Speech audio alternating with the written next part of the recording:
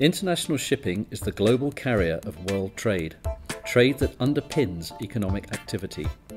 In the future, the sustainable development and growth of the world's economy will be dependent on similar sustainable growth in shipping and, therefore, in the entire maritime sector.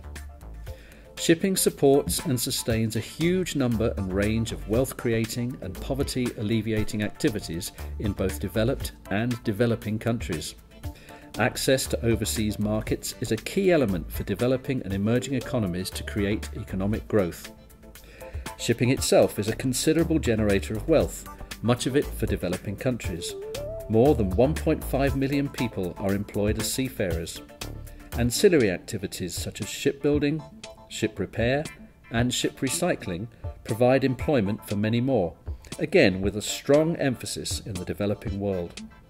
Fisheries, too, provide an essential source of food and commercial employment for millions. And with more than half the world's population living near the coast, the development and protection of coastal and marine resources is of particular importance to sustainable development. Through its regulatory and technical cooperation work, IMO creates the conditions in which shipping can play its part in a future green economy. IMO also provides the ideal institutional framework for sustainable maritime development. The 1992 United Nations Conference on Environment and Development in Rio adopted Agenda 21, which included a set of recommendations related to shipping and the role of IMO. IMO's responses have been multifaceted and robust, and now, at Rio+20, IMO is renewing its commitment to sustainable maritime development. I strongly believe that establishing a sustainable maritime transportation sector is essential to the development and growth of the world's economy. But to achieve it will require the kind of coordinated and integrated approach to maritime policy.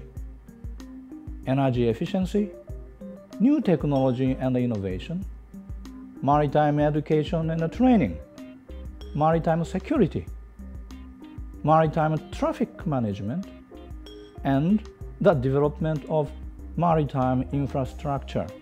They are all key elements to sustainable shipping. But these must be underpinned by global standards, standards developed and maintained by International Maritime Organization.